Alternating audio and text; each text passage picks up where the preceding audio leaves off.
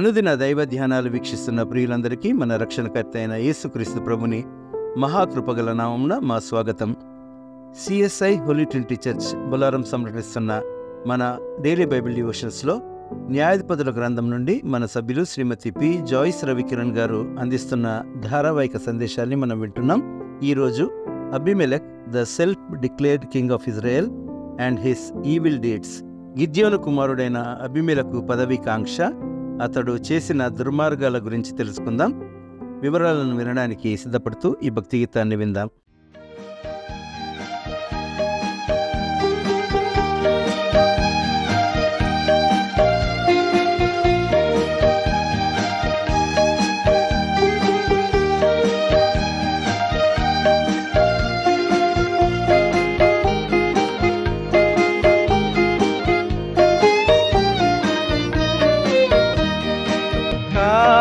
ద్రాక్షాలు కాయుటకు కారణమేమి?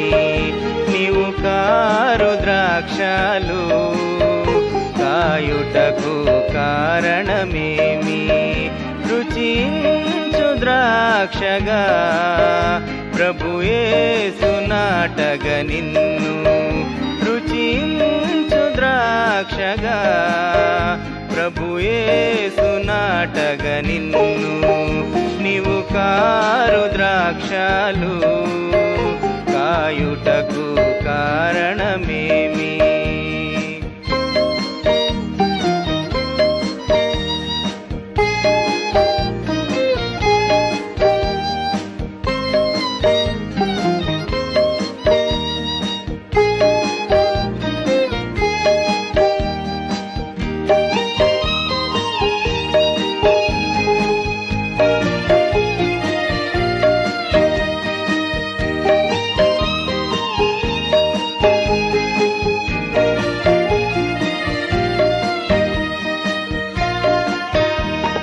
సారవంతపు నేలలో కారణముతో నాటెను, సారవంతపు నేలలో ఒక కారణముతో నాటెను. కారగా తన రక్తము భారమంతయు మోసెను, కారగా తన రక్తము నీ భారమంతయు మోసెను. చేరగాని ఫలములకై మారగ మారితివి, చేరగాని ఫలములకై మారగ మారితివి. కారు ద్రాక్షాలు కాయుటకు కారణమేమి? నీవు కారు ద్రాక్షాలు కాయుటకు కారణమేమి?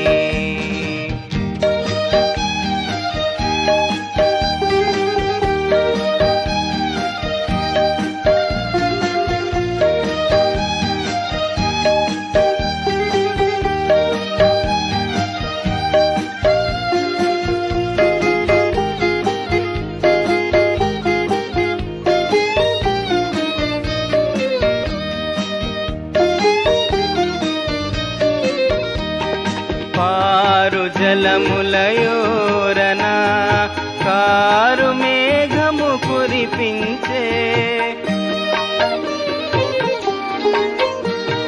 పారు జలములయోరన కారు మేఘము కురిపించే. కోరు గాలి తుఫానులో మారు చీకటి రాత్రులలో, కోరు గాలి తుఫానులో మారు చీకటి రాత్రులలో. ఆరు బయటే కాచి నీకై ఎరుపెక్కెనె కనులు, నీ ఆరు బయటే కాచి నీకై ఎరుపెక్కెనె కనులు. కారు ద్రాక్షాలు కాయుటకు కారణమేమి? నీవు కారు ద్రాక్షాలు కాయుటకు కారణమేమి?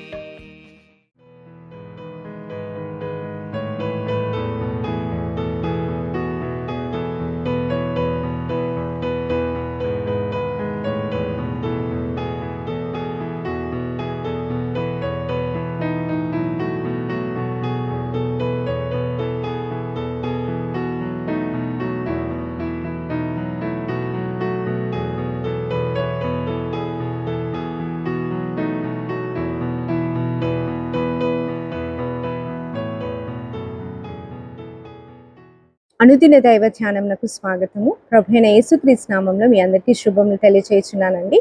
ప్రార్థించుకుందాము. కృపా సత్య సంపూర్ణ యేసయ్య, మీ యొక్క ఘనమైన నామానికి స్తుతులు ప్రభా. గోపరాజా, మరి ఇదిగో నాయన మీ వాక్యాన్ని ధ్యానించుండగా మా యొక్క హృదయ నేత్రాలను తెరవండి ప్రభా. తండ్రి, మరి ఇదిగో నాయన ఏది సరి అయినదో మీరే బోధించండి నాయన, నేను కాదు ప్రభా. మీరే మాతో మాట్లాడమని, మీ యొక్క కృపను మాకు అనుగ్రహించమని, మీ యొక్క జ్ఞానాన్ని మాకు అనుగ్రహించమని, ఈ దిన దీవెనలు మాపై కుమ్మరించమని మీ యొక్క బంగారు పాదాలను బట్టి బ్రతిమాలు వేడుకొంచున్నాను ప్రభువా. ఆమేన్. ప్రియులారా, మరి మనము ఇదివరకు గిద్యోను గురించి ధ్యానించుకున్నామండి. గిద్యోను మరి యెహోవా చేత ఏర్పరచబడి 5వ న్యాయాధిపతిగా తన యొక్క మరి మిద్యానీయుల నుండి ఇశ్రాయేలీలను విడిపించుటకు తన కార్యాన్ని విజయవంతంగా పూర్తి చేసి ఉన్నాడు. మరి ఎప్పుడైతే మిద్యానీయుల నుండి ఇశ్రాయేలీలను ఆయన విడిపించాడో, ఇశ్రాయేలీలందరూ కూడా గిద్యోన్ని కలిసి ఏమంటారంటే, మీరు మమ్మల్ని మిద్యానీయుల నుండి విడిపించారు కాబట్టి మీరే మమ్మల్ని ఏలండి అనేసి గిద్యోనికి మొరపెట్టినప్పుడు, మరి ఇక్కడ గిద్యోను ఆ ప్రయారిటీ తీసుకోడు. ఆ గొప్పతనాన్ని ఆయన తీసుకోకుండా ఆయన ఏమంటాడంటే, నేను కానీ నా కుమారులు కానీ మిమ్మల్ని ఏలరు, యెహోవానే మీకు నాయకుడు, యెహోవానే మిమ్మల్ని పరిపాలిస్తాడని చెప్తాడు. చెప్పి ఏం చేస్తాడంటే, వాళ్ళ దగ్గర ఉన్న దోపుడు సొమ్ము ఏదైతే బంగారము, మరి మిద్యానీయుల నుండి తీసుకొచ్చిన బంగారము, మరి వస్త్రములు ఇవన్నీ ఉంటాయి కదా, వాటినన్నిటినీ కూడా పోగు చేసి ఆయన ఒక ఏఫోదును తయారు చేస్తాడు. ఏఫోదు దేనికి సూచన అనగా, ప్రధాన యాజకత్వానికి సూచన. అంటే మనుషునిగా నేను మిమ్మల్ని ఏలను కానీ దేవుడే మీకు పరిపాలకుడు, ఆయనే మీకు ఏలి కానీ తెలియజేయుటకు ఆయన ఒక ఏఫోదును తయారు చేసి, ఆ ఏఫోదులో 2 రత్నములు ఉంటాయండి. మొదటి రత్నంలో 6 గోత్రాలు, రెండవ రత్నం పైన 6 గోత్రాలు లిఖించబడి ఉంటాయి. అవి 2 కూడా 2 వైపుల భుజములపై ప్రధాన యాజకుడు ధరించి ఉంటాడు. అనగా ఈ 12 గోత్రములకు అనగా 6 గోత్రములకు బాధ్యునిగా మరి ఈ ప్రధాన యాజకుడు ఏఫోదును ధరిస్తాడు. ఈ ఏఫోదును ఒఫ్రా పట్టణంలో ఆయన ప్రతిష్ఠిస్తాడు. అయితే ఇక్కడ ఏమవుతుందంటే, ఇశ్రాయేలీలు మరి ఆ ఒఫ్రాకి వెళ్ళి మరి ఆరాధించకుండా, దేవునికి కృతజ్ఞతాస్తుతులు చెల్లించకుండా వారు మరీ అన్యాయంగా ప్రవర్తించి అక్కడ ఏఫోదు ఉన్న ప్రదేశంలో వాళ్ళు చేయరాని పనులు అన్నీ కూడా అక్కడ చేస్తారు. దీన్ని బట్టి ఏఫోదు ఏదైతే పవిత్రమైన ఏఫోదుని వారు పవిత్రంగా చూడకుండా వారి కార్యాలను బట్టి అపవిత్రం చేయడం వల్ల ఈ యొక్క గిద్యోను ఇంటి మీదికి మరియు వారి యొక్క కుటుంబీకుల మీదికి అది ఉరిగా మారుతుంది. మరి 40 సంవత్సరములు ప్రశాంత జీవనం గడిచిన తర్వాత వీరు మళ్ళీ పాపంలో పడతారు. 40 సంవత్సరాలు మరి గిద్యోను వారిని పరిపాలిస్తాడు. ఆ తర్వాత ఆయన మరణం పొందుతాడు. ఇక్కడ చూసినట్టయితే ఇప్పటి వరకు దేవుని చేత ఏర్పాటు చేయబడిన నాయకులు అనగా న్యాయాధిపతులు ఇశ్రాయేలీలను పరిపాలించారు. వివిధ రాజుల నుండి, శత్రువుల నుండి వీరిని రక్షించుటకు మరి యెహోవా దేవుడు వీరిని న్యాయాధిపతులుగా ఏర్పరిచారు. మరి ఇక్కడ చూసినట్టయితే గిద్యోనికి దాదాపుగా అనేక మంది భార్యలు ఉంటారు, 70 మంది కుమారులు ఉంటారండి. 70 మంది కుమారులు, అనేక మంది భార్యలు కలిగిన ఈ గిద్యోను మరణించిన తర్వాత మరి మరణానికి ముందే ఆయన చెప్తాడు, నేను కానీ నా కుమారులు కానీ మిమ్మల్ని పరిపాలించడు, యెహోవా దేవుడే మీకు పరిపాలనకర్తగా ఉంటాడని చెప్తాడు. కానీ గిద్యోని యొక్క ఉపపత్ని కుమారుడైన అభిమేలేక్ అనే ఒక వ్యక్తి చాలా దుర్గుణాలు కలిగిన వ్యక్తి. తండ్రి వలె కాకుండా ఆయనకన్నీ చెడు లక్షణాలు ఉంటాయి. మరి ఈయన ఏం చేస్తాడంటే, షేకెము వాడు ఈయన. ఈ ఉపపత్ని కుమారునికి ప్రజలను పాలించాలన్న కాంక్ష ఉంటుంది. ఆ కాంక్షతో ఏం చేస్తాడంటే, షేకెంలో ఉన్న తన తల్లి యొక్క సహోదరుల దగ్గరికి వెళ్ళి, మరి నేను మీ వాడిని అనగా మీ సహోదరి యొక్క కుమారుణ్ణి కాబట్టి ఇశ్రాయేలీలను పరిపాలించుటకు, మిమ్మల్ని పరిపాలించుటకు మరి నేనే అధిపతిగా ఉంటాను. మిమ్మల్ని 70 మంది అయిన గిద్యోను కుమారులు పరిపాలించడం ఎలా, మరి నేను ఒక్కరిని పరిపాలించడం ఎలా అనేసి వారిని అడిగినప్పుడు వారంటారు, 70 మంది మమ్మల్ని పరిపాలించడం కంటే నువ్వు ఒక్కరిని మమ్మల్ని పరిపాలించడం మేలు, అందులోనే బంధుప్రీతి, మా సహోదరి కుమారునివి కాబట్టి మా యొక్క మరి సపోర్ట్ మీకే ఇస్తామన్నట్టుగా వాళ్ళు ఏం చేస్తారంటే, ఈ అభిమేలేకు చెప్పినట్టుగా నిన్నే మేము న్యాయాధిపతిగా అనగా మమ్మల్ని పాలించుటకు నిన్నే మేము అధికారిగా చేసుకుంటామని ఆయనకి మాట ఇస్తారు. మరి ఇక్కడ చూసినట్టయితే అబీమెలెకు చాలా అల్లరివాడు, ఆయనకి పదవీకాంక్ష ఎక్కువగా ఉంటుంది. దీనివల్ల ఆయన ఏం చేస్తాడంటే ఓఫ్రా పట్టణానికి వెళ్ళి, తన తండ్రి అయిన ఓఫ్రా పట్టణానికి వెళ్ళి ఆయన సహోదరులైన 70 మందిని ఒకే ఒక బండ మీద 70 మందిని హతం చేస్తాడు, చంపేస్తాడు.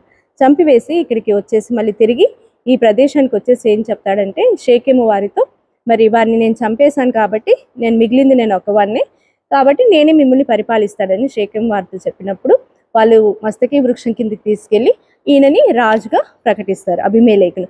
మరి ఈ అబీమెలెకు దేవుని చేత ఏర్పరచబడిన వాడు కాదు.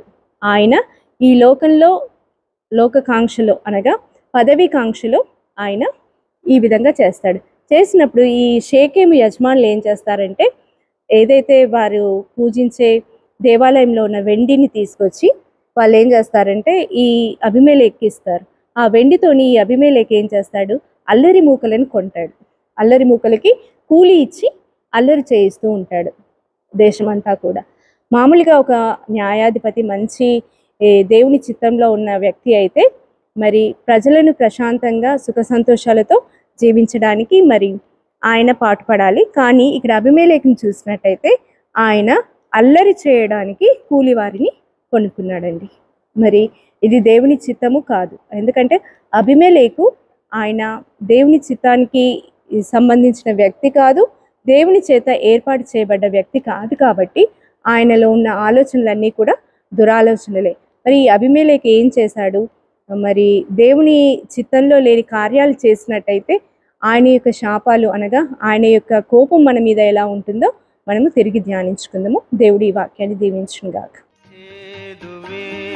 మొలచినదా పాదు వేరుగా వెళ్ళినదా, చేదు వేరు మొలచినదా పాదు వేరుగా వెళ్ళినదా, అదుపే తప్పిన నీ స్థితికై బదులే కోరును ఆ ప్రభువు, అదుపే తప్పిన నీ స్థితికై బదులే కోరును ఆ ప్రభువు, ఆదుకొనుమని వేడిన కాదు పొమ్మనడు, ఇప్పుడాదుకొనుమని వేడిన నిన్ను కాదు పొమ్మనడు. కారు ద్రాక్షలు కాయుటకు కారణమేమి, నీవు కారు ద్రాక్షలు కాయుటకు కారణమేమి, రుచించు ద్రాక్షగా ప్రభు యేసులో ఫలించు, రుచించు ద్రాక్షగా ప్రభు యేసులో ఫలించు, ప్రభు యేసులో ఫలించు.